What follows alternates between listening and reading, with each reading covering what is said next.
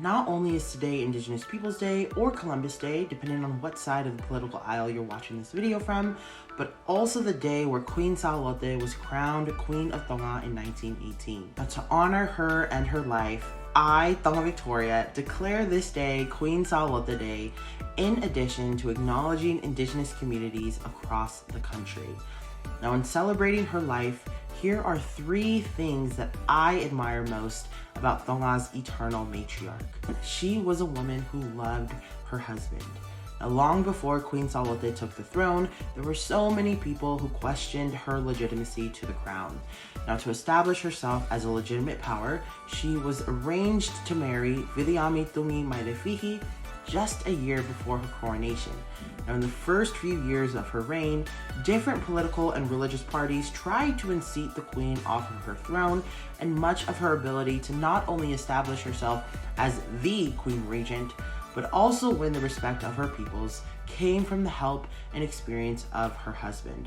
Now, her husband's death in 1941 was a devastating blow, and her broken heart inspired her to write one of the most beautiful compositions that is still sung to this day. She was a working mom. Now, you don't get more working mom than a queen raising her children.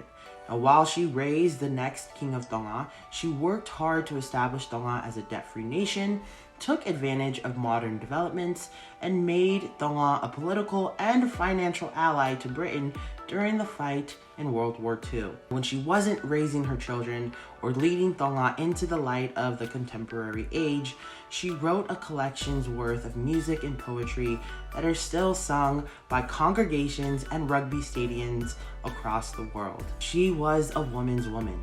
Now, did you know that Queen Salote was the single matriarch in the British Commonwealth, aside from Queen Elizabeth herself? Now, to the world, Queen Salote is memorialized by one act of deep respect and reverence. I had a most wonderful trip to England to attend the coronation of Her Majesty Queen Elizabeth. I met the Queen and the Duke of Edinburgh several times, and they are most charming. The coronation was a great occasion, and the memory of it will never die. Although I got a good soaking, but I thoroughly enjoyed it. And now that I'm back in Sydney, I am very pleased not only to be here amongst friends, but it's a step nearer home. Now, Queen Salote wore her culture, her values, and her duties to both family and country in every step that she took. Now, if you ask me who the greatest woman is in history, it is her. She is it.